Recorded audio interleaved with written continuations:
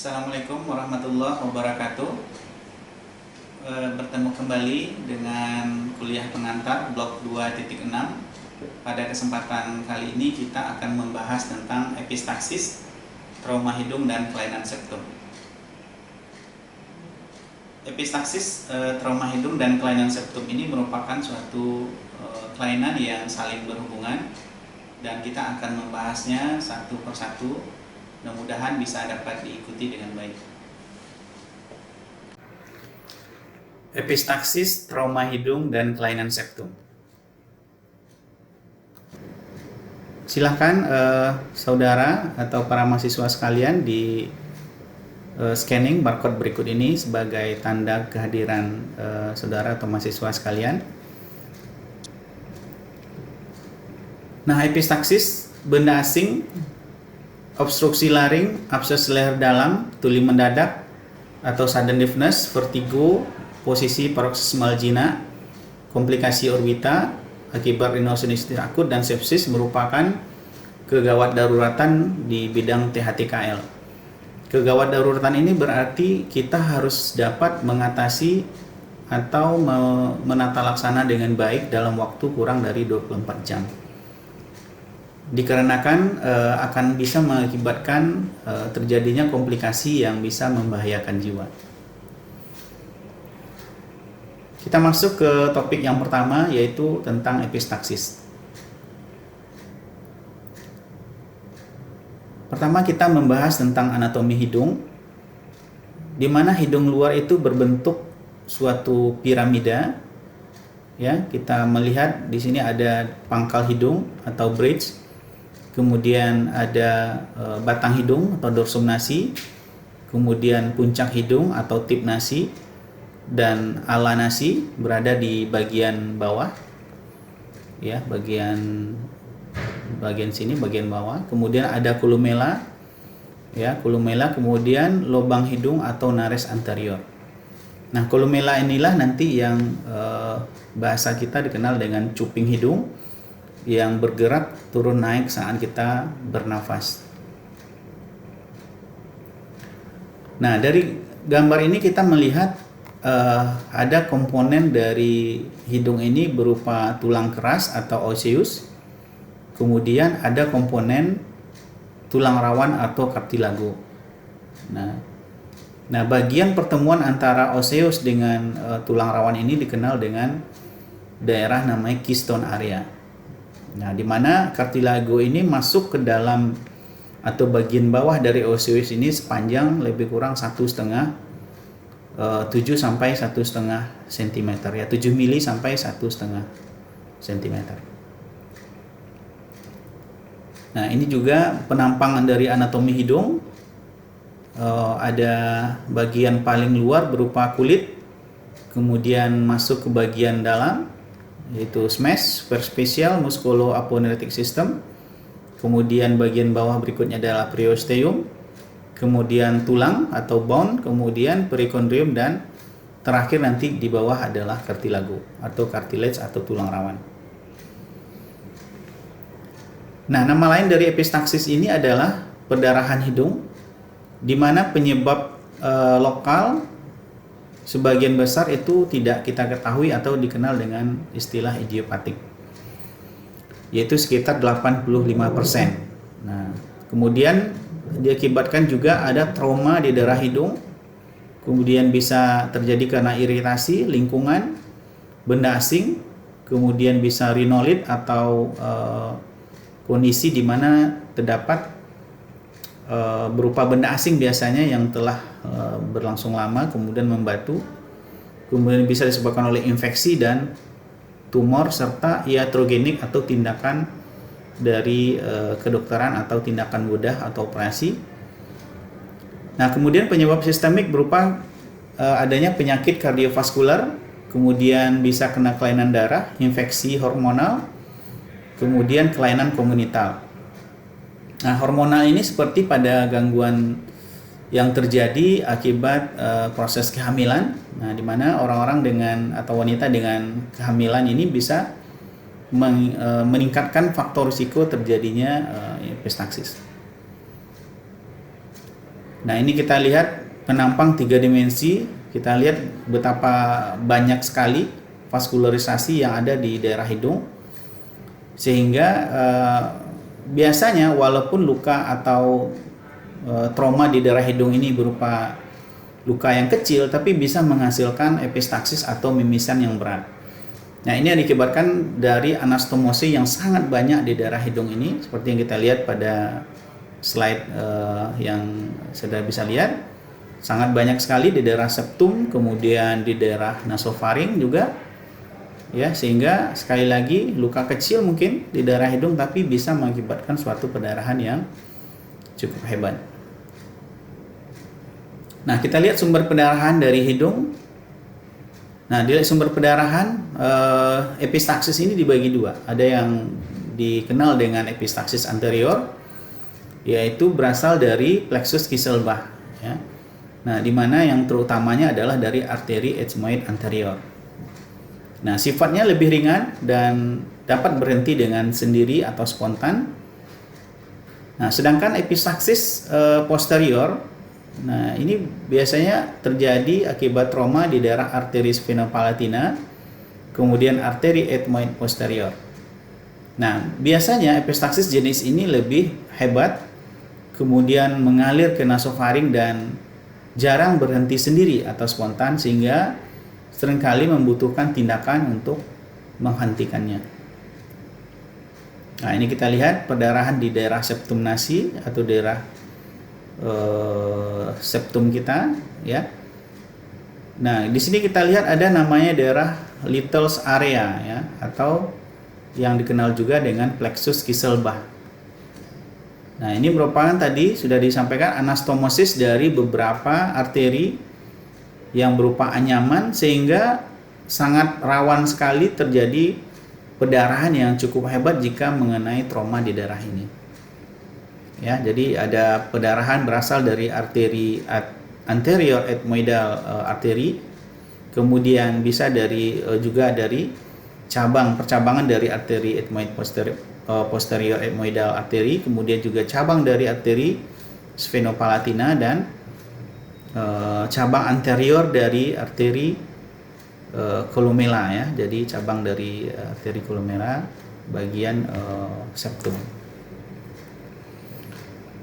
Kemudian kita lihat pendarahan dari dinding lateral hidung, di mana dia berasal dari beberapa pendarahan, ya, yang mencabanginya, yaitu dari arteri ethmoid anterior, arteri ethmoid posterior, juga cabang dari arteri sphenopalatina, ya, kemudian juga cabang dari arteri facialis, ya. Nah, tujuan dari penata laksana epistaksis ini ada 3, di mana 3 tujuan ini merupakan satu kesatuan, di mana harus kita lakukan tata laksana dalam waktu bersamaan sekaligus. Jadi tidak boleh tindakan ini terpisah antara satu dengan yang lainnya. Yaitu yang pertama menghentikan pendarahan, kemudian mencegah komplikasi, dan yang ketiga adalah mencari etiologi dari epistaksis. Jadi tindakan menghentikan pendarahan diikuti dengan mencari etiologi, dan itu merupakan sekaligus untuk mencegah komplikasi dari epistaksis. Nah, walaupun ini tindakan kita ini memang sangat tergantung dari kondisi atau keadaan dari pasien dan penyebab dari epistaksis itu sendiri. Nah, dalam kondisi yang berat atau mengarah ke terjadinya shock atau pendarahan hebat, maka harus segera dilakukan pemasangan infus. Nah, pada kasus epistaksis ini, jika pasien masih dalam keadaan umum yang baik atau masih bisa dilakukan pemeriksaan yang standar, maka diusahakan dalam posisi duduk. Gunanya adalah untuk mengontrol terjadi pendarahan yang terjadi, sehingga tidak menyulitkan kita dalam melakukan pemeriksaan atau tindakan untuk menghentikan epistaksis itu sendiri. Nah, ini kita lihat. Nah, ini urutan dari tata laksana epistaksis. Nah, jadi kalau nanti kejadian epistaksis ini berlangsung di tempat yang memang tindakannya belum seperti di rumah atau di tempat keramaian, maka yang pertama kali dilakukan adalah melakukan pencet cuping hidung. Jadi cuping hidung atau ala nasi kita ini ditekan ya selama lebih kurang 3 sampai 7 menit ya. Itu patokannya adalah waktu perdarahan. Jadi waktu perdarahan normal kita itu adalah sekitar 3 sampai 7 menit. Dan pemencetan cuping hidung ini tidak dianjurkan lebih dari itu karena tidak berpengaruh lagi dalam proses penghentian epistaxis. Jadi, setelah tindakan pencet cuping hidung ini tidak berhasil, maka kita bisa masuk ke tahap berikutnya. Jadi kalau nanti di rumah sudah dipencet tidak berhenti, maka kita harus segera bawa ke fasilitas kesehatan yang memungkinkan untuk dilakukan tindakan berikutnya, yaitu melakukan kaustik dengan AgNO3 20-30%. Nah, tapi persyaratannya adalah melakukan kaustik ini kita harus mengetahui sumber perdarahan. Jadi tidak boleh kita melakukan kaustik jika kita tidak melihat sumber perdarahan atau epistaxisnya. Ya, jadi tidak boleh kita masukkan saja kapas dibasahi dengan AgNO3 kemudian kita masukkan ke dalam lubang hidung, kita diamkan maka berhenti dan tidak, karena itu mengakibatkan luka bakar di bagian-bagian hidung yang tidak perlu atau mukosa hidung yang normal. Nah, jadi mungkin epistaxisnya berhenti tapi akan mengakibatkan luka bakar di daerah yang normal. Kemudian kaustik ini jika tidak berhasil maka masuk ke tahapan berikutnya adalah kita harus melakukan pemasangan tampon anterior. Nah, nanti kita akan pelajari di keterampilan klinik atau skills lab bagaimana kita membuat tampon anterior ini ya. Bisa dari bahannya berasal dari kapas ya, kemudian juga dari kasa ya, kemudian bisa kita lakukan pembalutan dengan jari-jari handscoon untuk lebih lebih licin sehingga lebih mudah memasangnya nanti. Nah, kemudian tampon posterior atau belok tampon. Nah, ini juga kita lakukan pemasangan kombinasi bisa dengan tampon anterior. Jadi tidak harus salah satu, tidak. Jadi bisa kita kombinasikan nanti dengan tampon anterior dengan tampon posterior.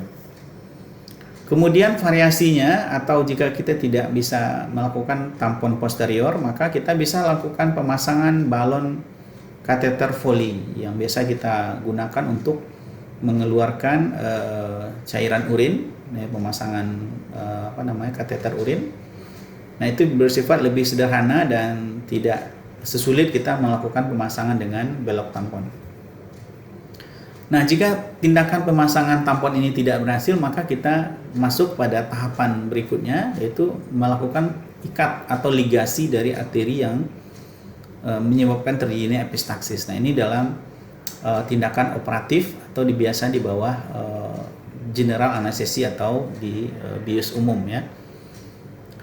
Nah, setiap pemasangan tampon ini harus kita lakukan dibarengi dengan pemberian antibiotik, baik sistemik atau topikal. Jadi supaya untuk mencegah terjadinya infeksi di daerah hidung atau infeksi sistemik atau bisa dikenal dengan sepsis ya, shock sepsis. Nah, ini gambar bagaimana kita bisa melakukan kaustik dengan menggunakan suction atau pengisap dan kauter ya. Jadi syaratnya tadi kita melakukan kauterisasi atau kaustik ini dalam kondisi kita harus bisa melihat sumber perdarahan. Nah, jadi bisa kita gunakan suction. Jadi kalau selama ini ada beberapa anggapan kita tidak boleh menggunakan suction dalam menata laksana epistaxis, sebenarnya kurang tepat juga. Jadi boleh kita gunakan suction sehingga kita bisa melihat dengan jelas mana sumber perdarahannya. Kemudian baru kita lakukan proses kaustik atau kauterisasi. Nah, ini gambar tampon anterior. Jadi saya sampaikan tadi ada bahannya bisa dari kapas, kemudian dari kasa yang dibalut dengan karet ya atau jari-jari handscoon yang kita potong, kemudian kita berikan tali mengikat di ujungnya supaya bisa nanti dijadikan pengait di daerah depan hidung ya. Nah, atau bisa juga kita lakukan pemasangan dengan kasa yang digulung atau kasa yang dilipat panjang. Biasa kita kenal dengan kasa roll ya, roll tampon. Nah, kemudian kita lakukan pemasangan lapis demi lapis dimulai dari dasar hidung, sampai ke daerah atap dari hidung. Nah, biasa tegak lurus, horizontal, kemudian kita susun sampai kondisinya padat dan tidak mengganggu, artinya tidak bisa ada ruang space yang bisa keluar darah lagi dari sana. Nah, ini bisa kombinasi juga, artinya bisa nanti kita pasang tampon anterior dari handscoon ini, kemudian kombinasi dengan tampon yang ada yang bersifat roll atau roll tampon ini. Nah, ini gambar. Nah, ini cara pemasangan atau tata laksana epistaxis jika kita menggunakan teknik Foley catheter, ya, atau dengan menggunakan kateter urin tadi. Ya, kita masukkan melalui salah satu kafum nasi, kemudian melewati daerah nasofaring. Kemudian suruh kita minta pasien membuka mulut dan kita melihat ujung dari Foley catheter tadi, ya, sampai kita kelihatan daerah balonnya, maka kita isi balon itu dengan air, ya, dengan NaCl. Kemudian sampai kita merasakan cukup untuk menahan ketika kita tarik, maka bisa kita isi balon kateter itu dengan NaCl sebanyak 5 sampai 7 cc mililiter air. Kemudian kita tarik, maka dia akan menekan di daerah nasofaring. Nah, ini kita harapkan bisa untuk menjadi penyebab epistaxis tadi, ya, cabang dari terutama dari cabang sphenopalatina tadi, sehingga dia menekan darah situ dan akan terjadi penghentian dari epistaxis.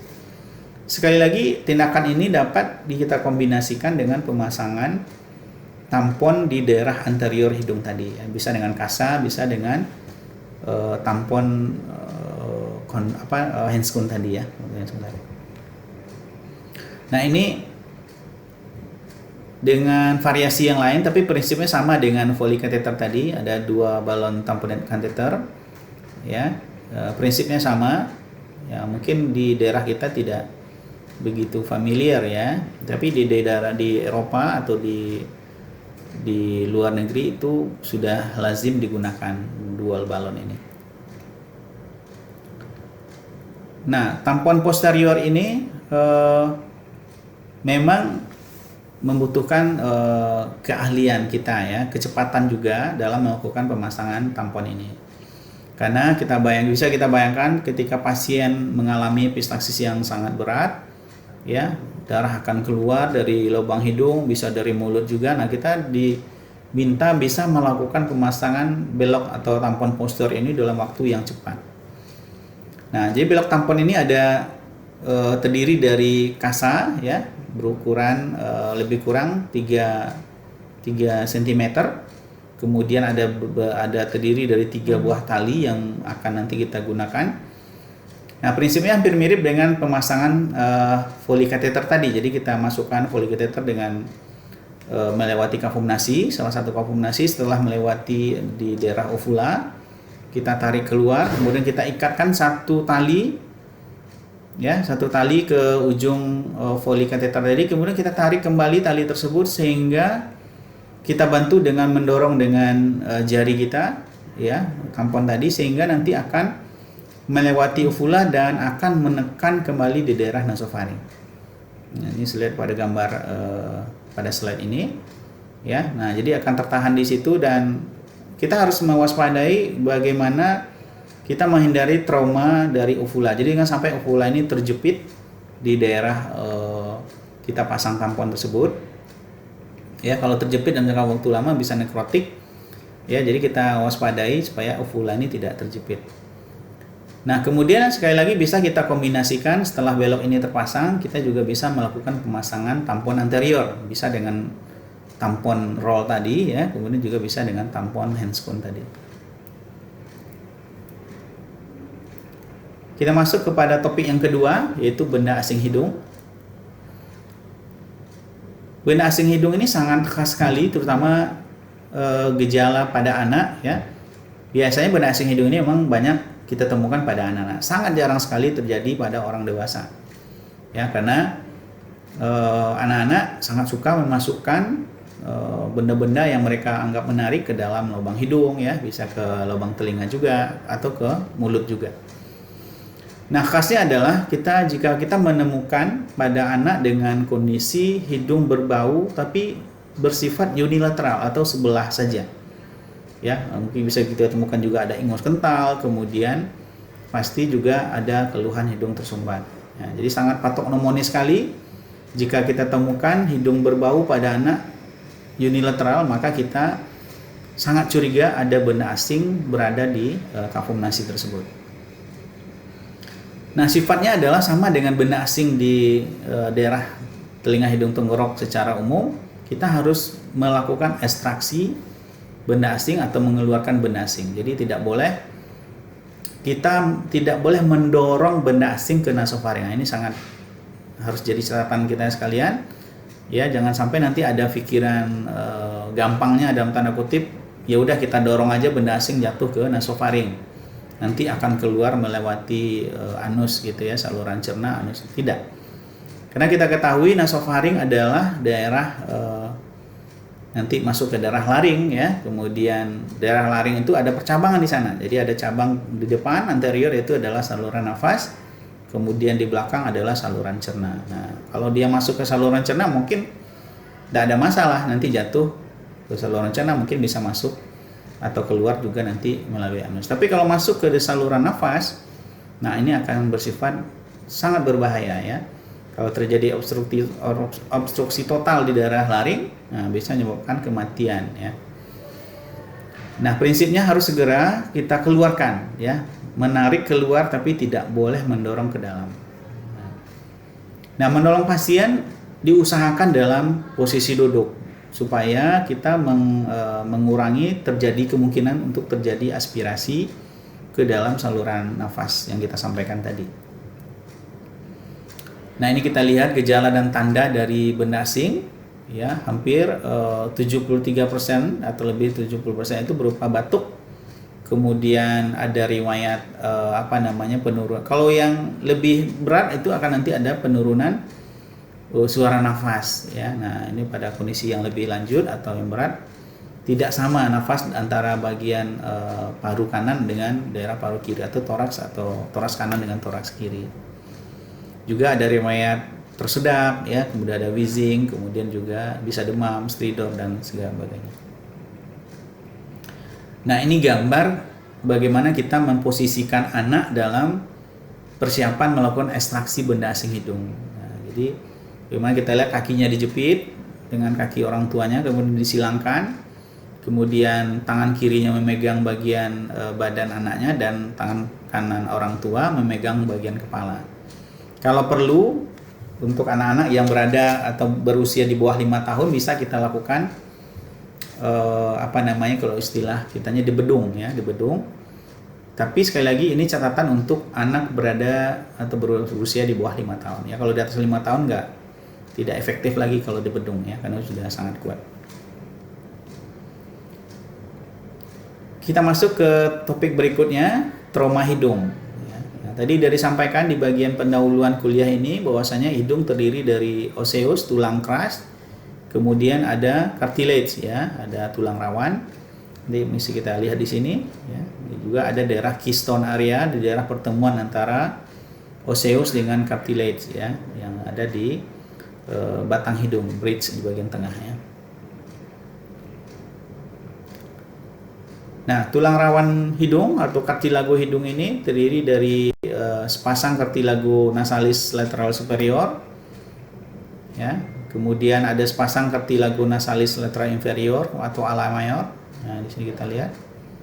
Kemudian beberapa pasang cartilago ala minor dan tepi anterior dari cartilago septum. Nah, nanti bisa kita lihat di slide yang sedang kita tampilkan. Nah, ini variasi dari pendarahan hidung luar ya. Jadi ada beberapa kondisi anatomi dari hidung, dari vaskularisasi hidung yang bervariasi ya, dan itu masih batas normal, artinya tidak sama ya, masing-masing kita kadang-kadang berbeda. Nah, ini kita lihat cabang utamanya itu berasal dari arteri facialis, kemudian bercabang dua di sekitar daerah sudut bibir kita, di angulus bibir, Nah, itu bercabang ke atas itu menjadi arteri angularis. Kemudian dari bagian bawahnya menjadi arteri labialis superior. Nah, arteri labialis superior ini akan masuk ke daerah septum atau daerah dinding lateral melalui cabang kolumelar dari arteri labialis superior. Ya, kemudian arteri angularis ini juga nanti akan naik ke bagian ala nasi, ya, kemudian akan bercabang dua, ya, masuk ke bagian atas menjadi arteri nasalis lateralis, kemudian ke bagian atas nanti akan bergabung menjadi arteri di bagian dahi, ya, arteri trochlearis. Itu akan terjadi anastomosis di situ. Kita harus mengetahui letak-letak arteri ini dalam salah satunya dalam upaya ketika kita melakukan operasi, kita bisa melakukan infiltrasi, obat bius segala macam di bagian titik-titik ini sehingga nanti bisa mengurangi terjadi perdarahan di dalam selama intraoperasi, ya. Nah, salah satu gunanya untuk mengetahui letak-letak dari arteri ini. Nah, ini muskuloskeletal atau otot-otot yang membentuk dari daerah hidung. Otot-otot hidung ini mungkin tidak begitu sedikit berbeda dengan muskuloskeletal di bagian tubuh yang lain, di mana hampir seluruh otot yang berada di daerah kepala dan leher ini tidak bersifat sedinamis otot yang ada di bagian tubuh yang lain, ya, seperti tangan, kaki. Ya, mungkin yang agak sedikit dinamis adalah otot-otot yang berkaitan dengan proses mengunyah, terutama di daerah rahang, ya, di daerah pipi, maka itu mungkin bersifat lebih dinamis. Untuk daerah hidung, ya, kita mengatakan hampir tidak ada yang bisa menggerakkan hidung, ya. Jadi otot-otot hidung ini bersifat, dan dia juga sangat tipis, ya, tidak tebal. Nah, ini ada beberapa otot yang membentuk daerah hidung, kemudian juga terjadi anastomosis juga bergabungan dengan otot-otot di daerah mata, ya, daerah dahi juga. Nah, trauma hidung ini dapat mengenai bagian kulit, kemudian jaringan subkutis di bawahnya, kemudian juga bisa mengenai bagian dari kartilago hidung, kemudian kongka, ya, atau turbinate, ya, kemudian bisa daerah septum, juga bisa mengenai os maksila. Nah, trauma hidung ini kalau dilihat dari waktunya, kalau dia terjadi dalam waktu kurang dari 2 minggu, maka belum terbentuk kalus atau proses penyambungan, ya, penyambungan tulang. Tapi kalau lebih dari 2 minggu, maka biasanya kalau fraktur atau mengenai tulang keras itu sudah membentuk penyambungan tulang atau kalus ini sudah terbentuk. Maka kalau ada fraktur di daerah hidung atau di daerah maksilofasial secara umum, maka kita akan melakukan tindakan reposisi atau rekonstruksi itu dalam waktu 2 minggu. Nah, kalau dilihat dengan hubungan dengan dunia luar, maka kalau terjadi trauma terbuka ini artinya ada luka robek di daerah kulit, kemudian ada expose di daerah yang berada di bawahnya seperti tulang, soft tissue trauma, maka ini bersifat emergensi yang harus kita lakukan tata laksana sesegera mungkin, ya. Gunanya adalah supaya mencegah terjadinya infeksi, ya, daerah-daerah bawah di bawah kulit. Kita ketahui kalau infeksi daerah otot atau daerah tulang itu akan mengakibatkan kondisi yang lebih berat, ya, seperti terjadi osteomyelitis, ya. Nah, itu suatu kondisi yang cukup berbahaya. Nah, kemudian dari arah trauma kita mengenal nanti ada fraktur yang dari arahnya dari lateral, ya, dari samping, kemudian dari frontal, ya. Jadi bisa kita melihat nanti kalau ada trauma di daerah hidung, kemudian kita melihat hidungnya bengkok ke kiri atau ke kanan, nah, maka kita bisa ini dari arah traumanya dari samping, ya. Kalau hidungnya jadi lebih jadi lebih pesek atau penyet, maka itu bisa kita ketahui mungkin daerah trauma itu dari daerah frontal, ya. Nah, kemudian dari lokasi kita mengetahui bisa mengenai daerah dorsum nasi, bisa mengenai daerah frontal ethmoid atau intercanthus. Nah, ini macam-macam atau klasifikasi dari fraktur os nasal, mulai dari yang unilateral, mulai simple ya, dari yang sederhana sampai ke yang cumulative. Nah, green stick ini khas untuk fraktur daerah hidung pada usia muda, remaja, anak-anak ya, green stick atau fraktur kayu ya atau pohon muda ya, bersifat, kita ketahui kalau kayu atau pohon muda itu patah, dia tidak langsung patah tapi ada serabut-serabutnya ya. Green stick fracture khas untuk anak-anak dan remaja. Nah, dari gambaran klinis kita mencurigai fraktur jika terjadi edema.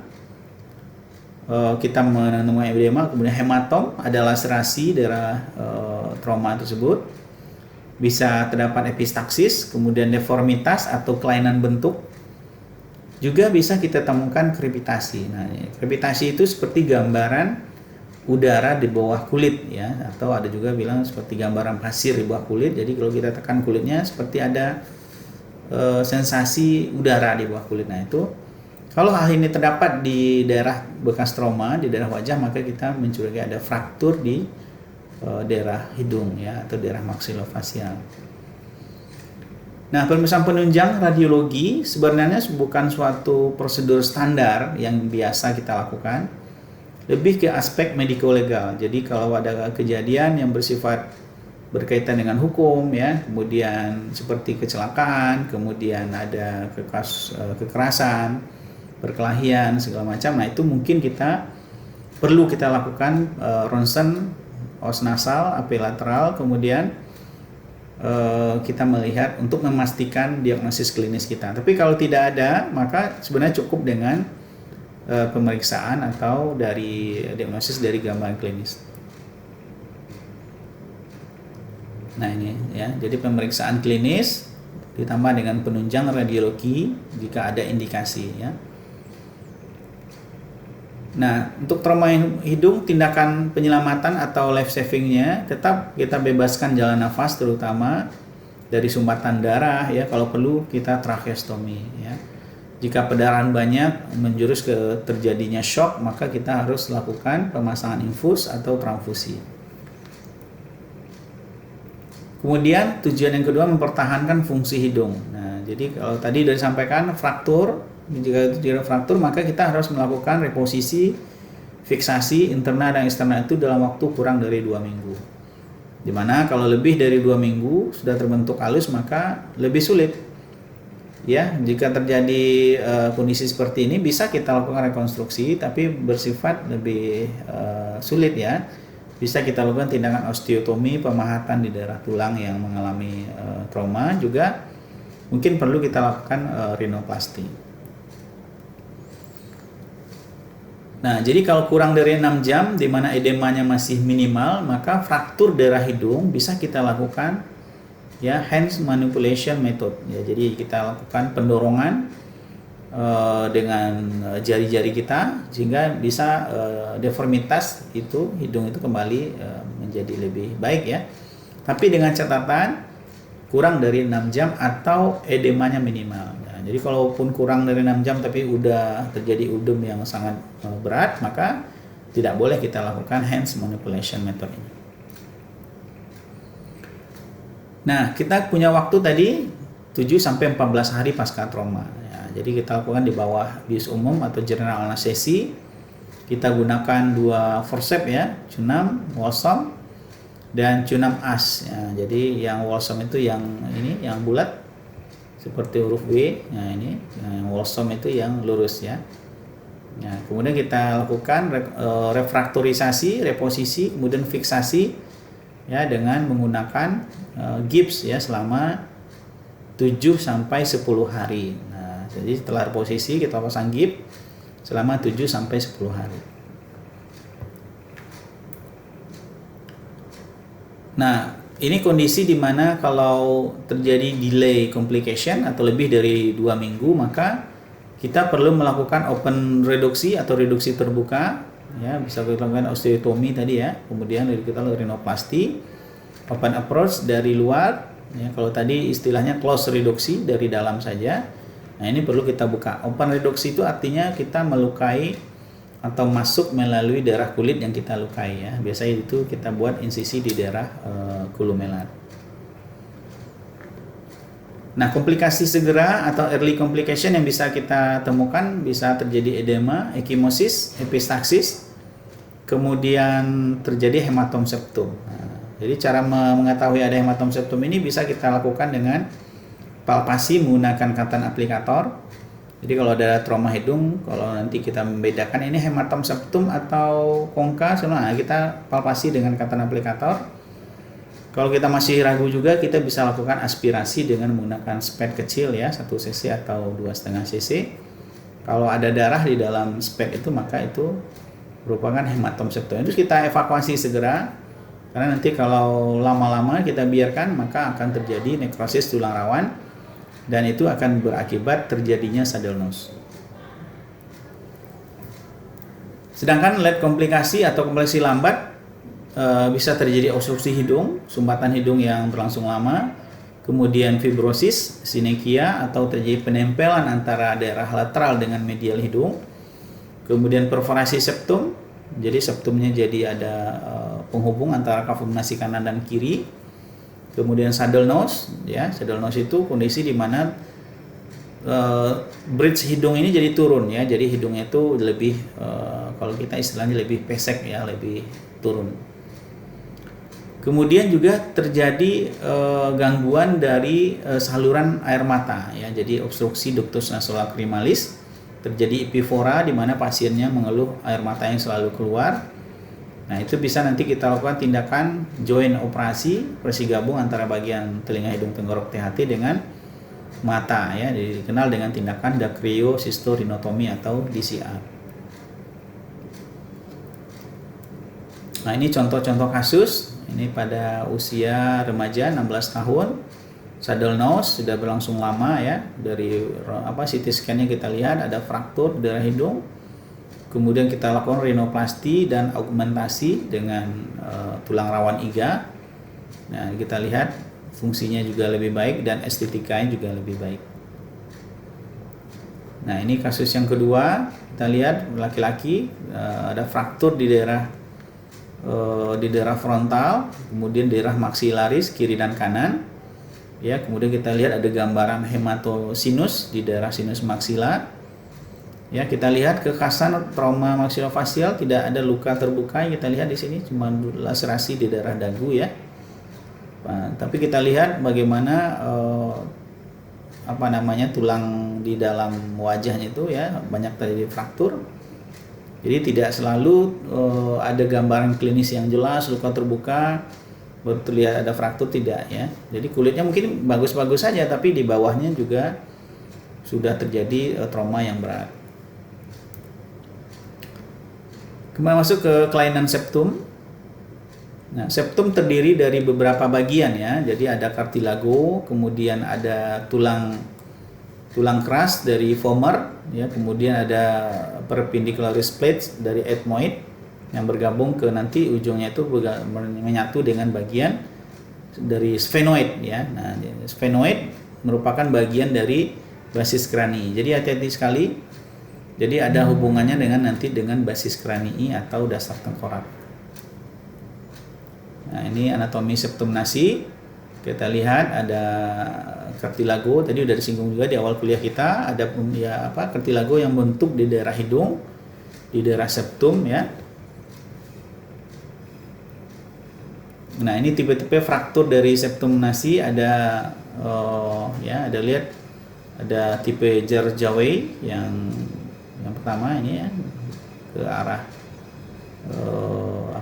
perpendicularis, kemudian daerah tipe yang kedua cephalic ya, di daerah lebih bersifat vertikal naik ke atas.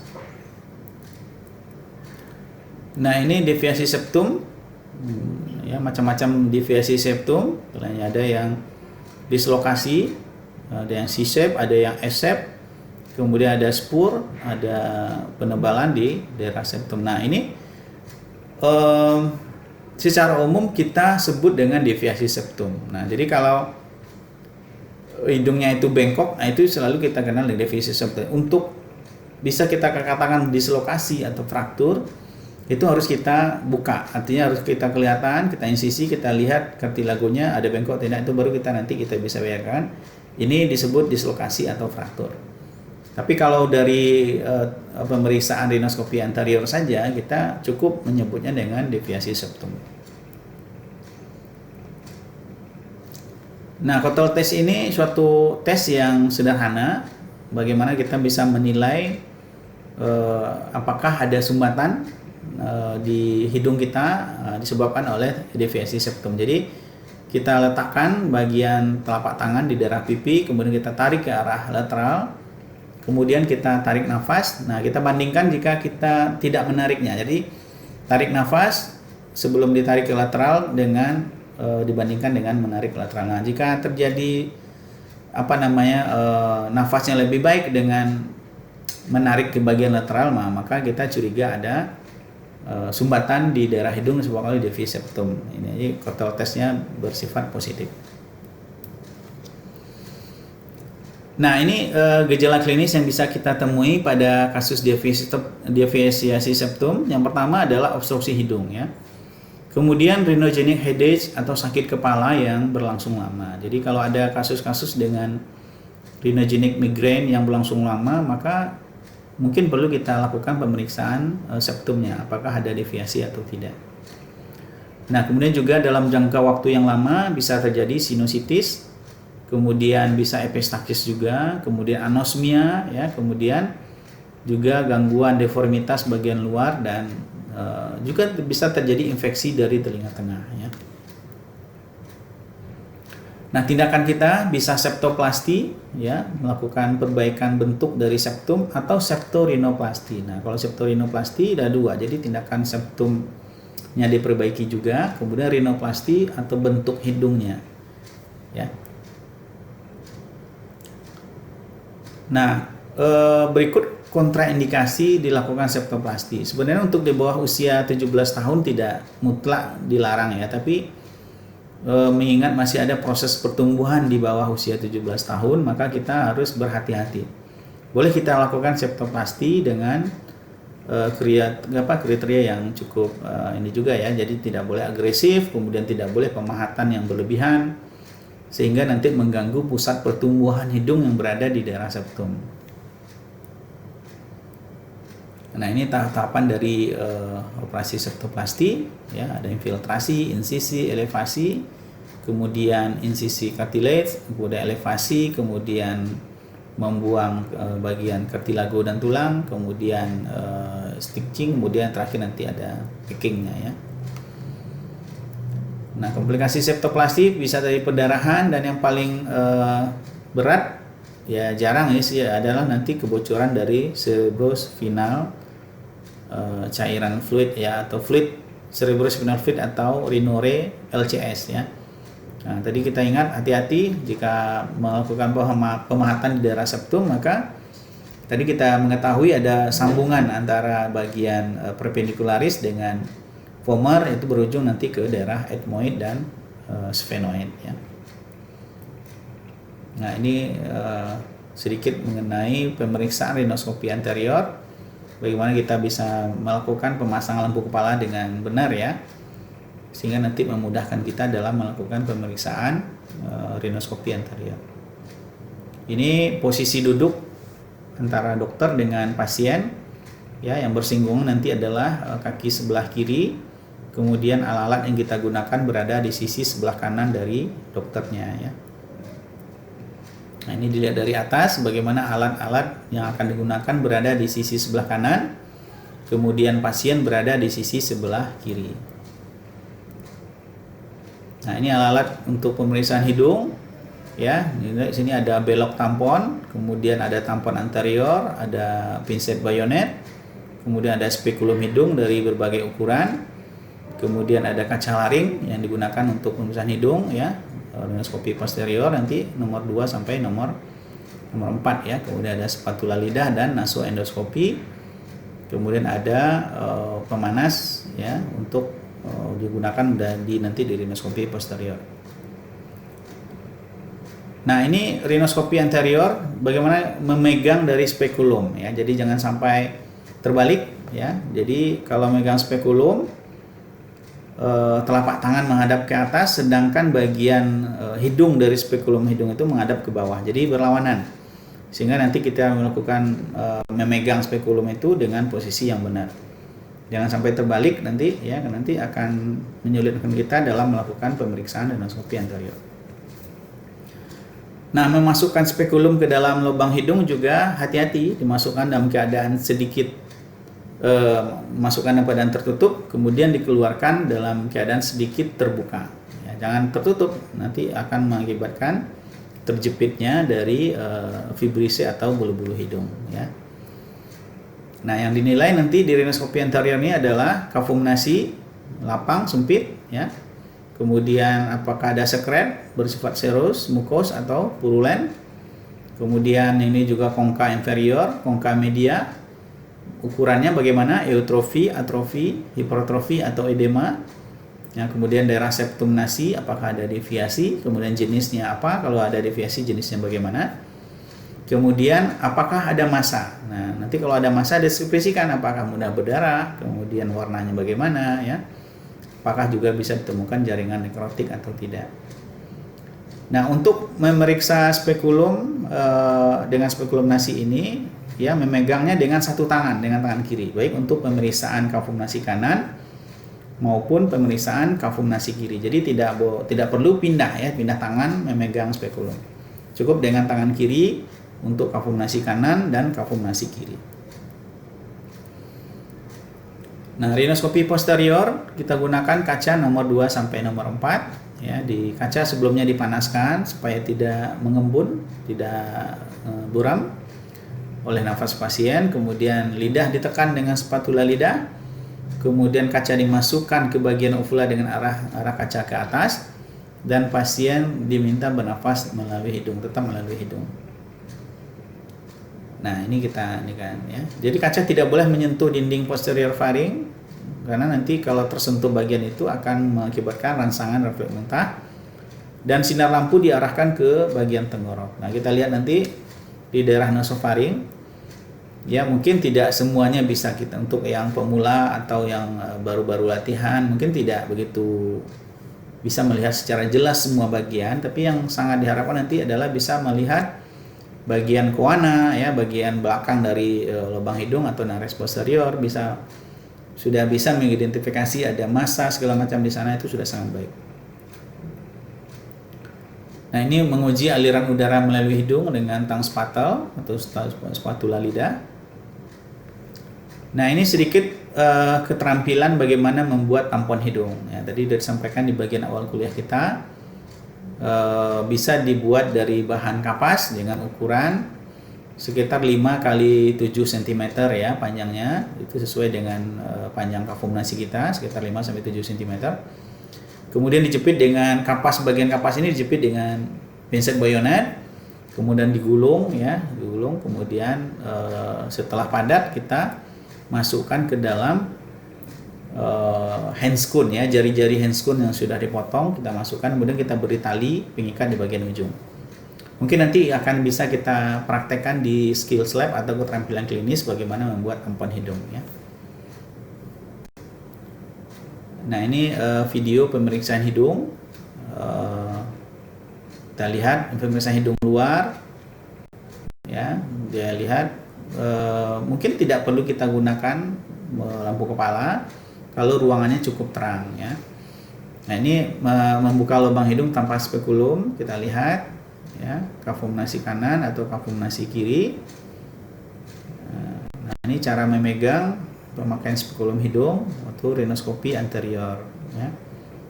Nah, kita gunakan hati-hati, ya, jangan gerasa-gerusuk sehingga menimbulkan ketidaknyamanan di pasien, ya. Nah, ini melakukan pemeriksaan rhinoskopi posterior. Pada keterampilan klinis kali ini mungkin tidak perlu mahasiswa kerjakan, cukup mengetahui bagaimana cara melakukan dan apa yang dinilai, ya. Nah, tapi nanti di klinis, di keperawatan klinik, saudara harus bisa melakukan ini, ya, rhinoskopi posterior. Nah, tadi udah disampaikan apa yang kita nilai koana atau bagian belakang dari lubang hidung, nares anterior, nares posterior. Nah, ini memasang tampon anterior. Nah, prinsipnya sama untuk kasus epistaksis ya. Pada gambar ini, pada video ini adalah untuk persiapan nasoendoskopi. Tapi untuk memasang tampon anterior prinsip sama dengan untuk epistaksis ya. Nah, ini pemeriksaan dengan nasoendoskopi ya. Kita melihat memasukkan kamera ya yang bisa terhubung dengan monitor sehingga bisa melihat kondisi atau keadaan hidung lebih jauh ya sampai ke dalam kafum nasi atau bagian dalam dari kafum nasi ya sampai ke nasofaring. Nah, ini kasus-kasus hidung ada rinitis akut ya, kemudian ada rinitis kronis, kemudian ada rinitis alergi, ada polip, kemudian juga ada sinusitis, ada sekretnya ya, mucopurulent, kemudian ada deviasis septum, kemudian ada hematoma septum. Ya, nah ini posisi dalam melakukan ekstraksi benda asing pada anak yang kita jelaskan tadi. Ya, mungkin itu kuliah kita pada kesempatan kali ini tentang trauma hidung, juga kelainan epistaksis dan kelainan septum. Mudah-mudahan bisa bermanfaat dan setelah kuliah ini nanti akan kita ikuti dengan bagaimana kita bisa membuat tampon hidung ya dari roll tampon atau dari handscone. Mungkin dari saya cukup demikian. Terima kasih atas perhatiannya. Saya tutup dengan wassalamualaikum warahmatullahi wabarakatuh.